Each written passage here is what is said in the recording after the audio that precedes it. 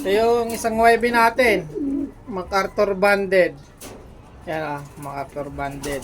Ayan ang buntot, putol. Bunutin natin lahat. Tanggalan natin ang buntot. Ayan di ba? Wala na siyang laman sa dulo.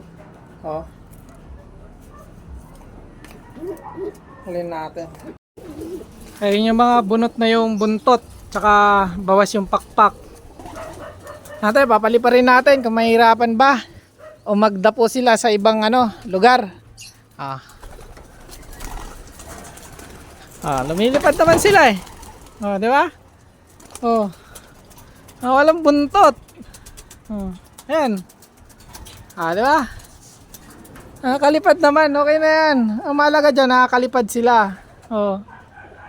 Parang nag-barbell ka lang dyan. Parang nagbuhat ka lang ng weights. Ayan diba? Parang nag-barbell ka lang, mga walang buntot para mga paniki.